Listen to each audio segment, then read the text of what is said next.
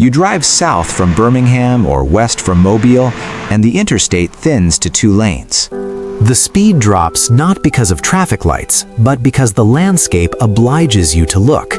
Karst ridges folded from Mississippian limestones, stream-cut hollows, an occasional sinkhole opening like a secret.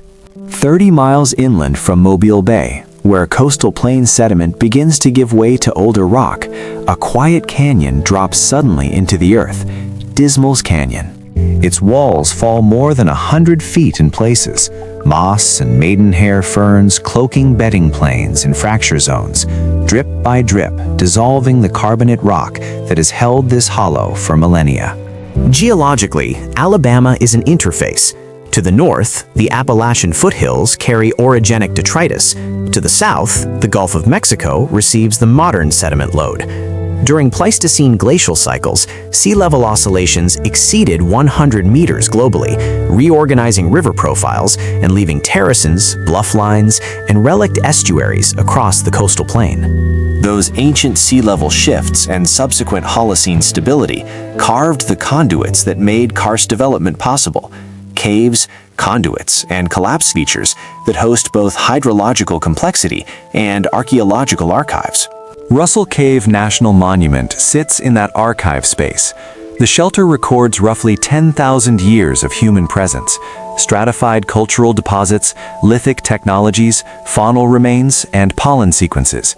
Radiocarbon dates and stratigraphic correlation show continuous or recurrent occupation from Paleo-Indian through woodland periods. For the archaeologist or geomorphologist, Russell Cave is a long-duration dataset. Seasonal mobility patterns inferred from faunal assemblages, hearth features recording fuel choices, and microstratigraphy revealing episodic sediment influx tied to climatic shifts. Then there's the sensory oddness of the canyon at night.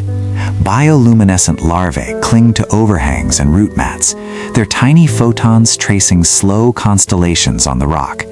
Locals call them dismalites.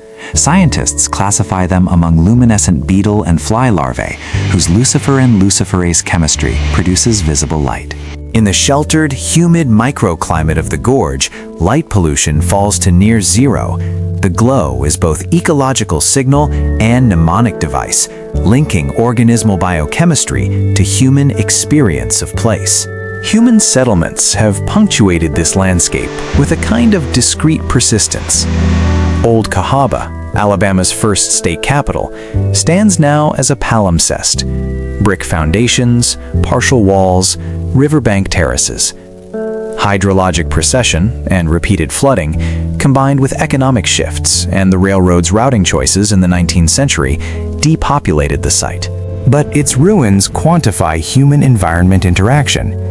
Bank erosion rates exposing foundations, alluvial deposition reshaping floodplain elevations, and the slow encroachment of reed and willow where legislative halls once stood. Families in these valleys and hollows have returned to the same parcels for generations. That continuity is both cultural resilience and a conservation mechanism. When land tenure remains local and multi-generational, land use trajectories often favor selective extraction, small-scale agriculture, and patchy forest retention rather than wholesale conversion to impermeable surfaces. The result? Hydrologic regimes that maintain baseflow, sediment budgets left near natural ranges, and biotic refugia for specialized taxa, like the cave-associated invertebrates or riparian amphibians. Yet the landscape continues to move. Clay bluffs along Alabama's rivers are not static cliffs, but dynamic slopes.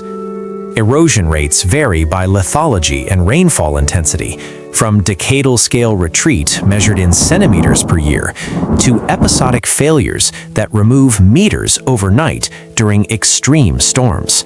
Maritime storms and hurricanes concentrate sediment flux and accelerate bluff failure, reworking floodplains and altering channel morphology.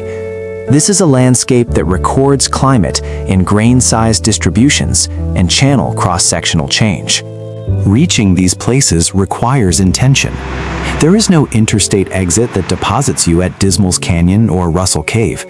You take the 2-lane highways. You navigate county roads where signage is modest and cell coverage intermittently drops. The journey filters crowds. Access friction favors visitors who value time on the road and the patience to arrive. That scarcity is part of the state's magnetism. Summer heat here does not obliterate nuance, but intensifies it. Cicada choruses layered over creek noise, humidity that brings fern fronds into sharp relief, a horizon that somehow stretches a little farther when you're sitting on an old brick foundation watching the river. Alabama's quietness is not emptiness. It is a complex socio-ecological system where geology, climate history, human endurance, and maritime influence converge. It is a place where prehistoric caves guard 10,000 years of human history, where glowing larvae map nocturnal canyons, and where summer still feels like an inward voyage through deep time. You come for a canyon, and stay because the land moves slowly enough to keep its secrets.